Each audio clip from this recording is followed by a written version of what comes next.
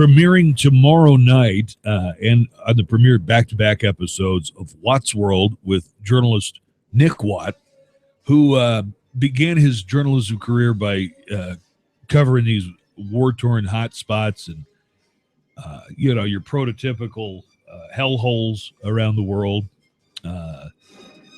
Now he's going to be in France. That's not so bad, right? You get to go to France and probably drink some wine. What's up, Nick? Yeah, listen, it's a better life than sleeping in a cow shed in Afghanistan. Right. You argue wine, croissant, lolling around in Paris, France. Yeah, it's. I think my career has progressed in the right direction. But this isn't the kind of show where you have to survive by eating bugs or filtering your own urine to drink or anything like that, is it? No, I mean, we talked about that kind of stuff in the meetings. We thought the urine drinking would be, a real ratings draw, but we decided against it.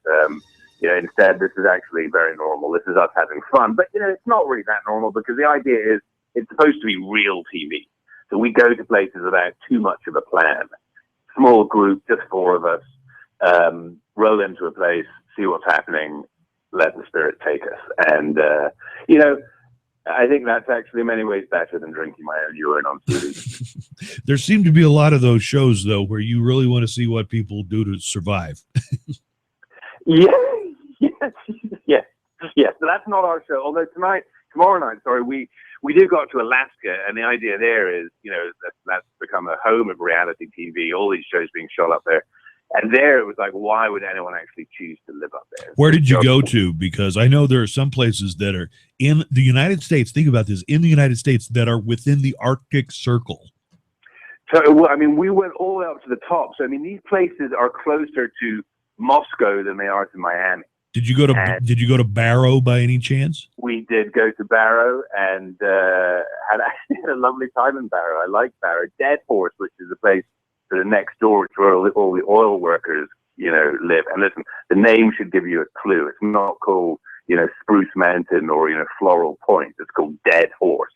And it pretty much lives up to its name. A bit of a hellhole. I think like 5 or 6 guys to every woman. It's, people walking around with icicles in their mustaches as if nothing weird is going on.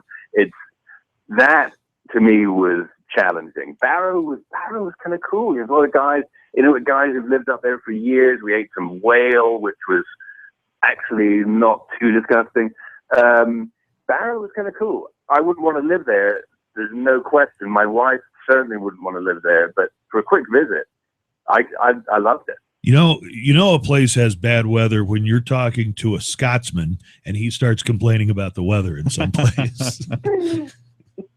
Yes, that's right. That's right. I'm used to bad weather. Up there, the cold is just like face numbing. Even when did you go, Nick? Because even in the sun, I think it kind of thaws, gets up into the 60s even in the summertime. No, we went dead of winter. Oh, I see. Thought it would be more interesting to go. And frankly, I hate mosquitoes as well. So we thought we'd go in, winter, just when it was sort of getting light and still really, really cold. So I liked it. I didn't love it. I wouldn't want to live there. France was the other place we went to tonight again, and that's the place that has actually put me off more than Alaska, really, because I've always thought the French were kind of haughty and rude, and I like their country, like their wine, like their food, but I've always found the French to be kind of unfriendly. So we went there. That was our question for France. Are they actually as rude as we all think they are? And just to get back to the urine thing just for a second, because I know that's a topic you guys really like. Yeah, we're into it. What strangely kind of humanized the French for me on this trip is they have a massive problem with public urination. They actually call it urine sauvage, which translates as wild urine. And there's a division of the French, of the Paris police department that goes out, trench coats on, flashing badges, just busting people for weeing in the street. Do they lack public restrooms? Not entirely. I think that they're just a bit lazy. And you walk down little alleyways and there are doors rotten away from so much wee. It's really bizarre. And, so we went out with these guys on patrol. We said, listen, we're not actually going to catch people, are we? It's not a bit. And they said, no, we'll catch people all the time. Within about 3 minutes, we found this guy singing, arching his back, just doing like a big wee against a tree. They flashed their badges. it was fabulous, and made the French to me, made them human. It made them just like the rest of us. They wee in the street, and you know what? I quite like that. Now, the question of whether the French are rude, I had a opportunity to go over to France. We were only there for a day, though, and this was 2002, so it was right after everybody started hating America for getting us all in this war in the Middle East and stuff. And they even told me, they say, hey, maybe you don't mention you're American. If anybody asks, maybe you're Canadian. But I didn't do that. And I got to tell you, the French people that I spoke with were very, very polite and very, very kind. And they even put up with my broken high school French. I was surprised at how nice the people in France were compared to what I expected. I think you're right, but I think the key there is what you just mentioned. You tried broken high school French, which I try as well. And they love that. They love that if you garble a few really bad words in French because you're trying. And also, they are learning more English. They've realized that they've got a bit of a PR image problem with the rest of us. So they are being nicer. And I mean, we goaded them. We tried to make them be rude to me. I stood, 15 miles away from the Eiffel Tower with a map upside down and tried in that sort of garbled high school French, où est la Tour Eiffel? Where's the Eiffel Tower? And people helped me. They stopped. They spent minutes, saying, well, you could take a cab, you could take the subway. They were really nice. They were really nice. And, I've got to say, we had a lovely time. And so now I'm pro-France. I love them. I'm all about the French. I was always told, learning French, they'd say, hey, listen, until you become more than proficient in French, don't try and speak French to a French person, because unlike other peoples of the world, they would rather you just not even try if you're going to mingle their language. That's what I thought the reputation of the French was. I think that's true. I think if you try just a couple of words in any language, people love it. People love the fact that you've made the effort to try and learn their language. So wherever I am, and I am so bad at languages. I mean, terrible. But I'll try and learn one or two words, garble them really badly, and then people will laugh at you, and you're immediately on side.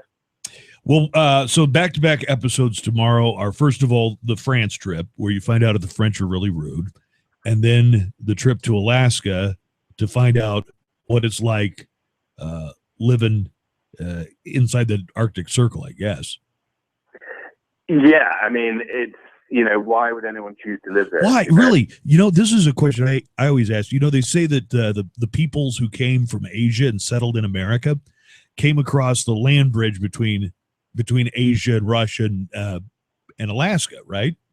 Yeah, absolutely. I mean, those guys up there are the first Americans, long before the Mayflower or any of that stuff. My argument has been that the well, they used to call them Eskimos. That's not the right thing to say anymore. You know what? I'm going to say Eskimo because I don't know the other word. Inuit. Thank you. The Inuit. Those must have been the laziest ones of all, because instead of saying, you know what, let's walk a little further, maybe it'll get nicer, they said, screw it, we'll just stay here. Yeah, it's like 30 below, and we got to eat seal, but we're good here. And everybody else moved on all the way down America, South America, all the way to the tip of South America, and the Inuits just basically kicked it back there exactly where they crossed over. You know what? Hey, that's enough walking for today. We're done. We're going to build us an igloo right here.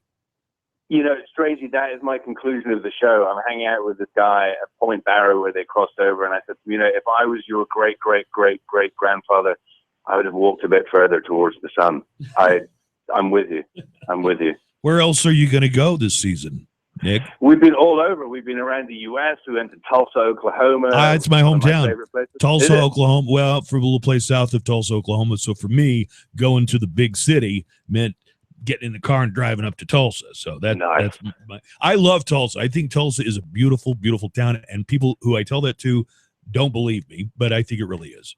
Oklahoma, one of my favorite places. We went to New York. We went to L.A. We went to Alaska. We went to Hawaii. We went to Colorado, Cuba, Dominica, Saba, Montserrat, France, as we talked about, Italy, and Albania, which was strangely one of my favorite places. Albania was, for me, a highlight of the whole season. I want to check that out because that was one of those Soviet satellite countries where everybody was supposedly so depressed during the Cold War. So when that one comes on, I want to watch that one for sure. Exactly. I mean, there, the reason I wanted to is when I was a kid, I used to see the film coming out of there. The dictator built these little mushroom bunkers all over the country. He was convinced somebody else was going to invade. Of course, no one else invaded. No one else really knows where Albania is. Yeah, right. Who even thinks of Albania? Right? Yeah, no one. So, but all these little bunkers are still there, and the 27 words for mustache. Nodding in Albania means no. It's this weird country of contradictions to us. And so we went to try and find out what it was all about, and we had a fabulous time. Actually, they were nicer than the French. The Albanians love Americans. They have statues of George Bush, statues of Woodrow Wilson. I pretended to be American when I was there. Even a Canadian would pretend to be an American. Wow, that's really saying something. Okay. They love Americans. Albania. How are the women? Good looking women or? No comment. No. See, if they love Americans and they were hot, I'd be booking a passage to Albania. But no comment. I know what that means. Hey, Nick Watt, award-winning journalist and war correspondent, and now Watt's World. That premieres tomorrow on the Travel Channel. All right. Thank you, Nick, for being on with us today. Thanks, guys. Okay. Take care. Cheers.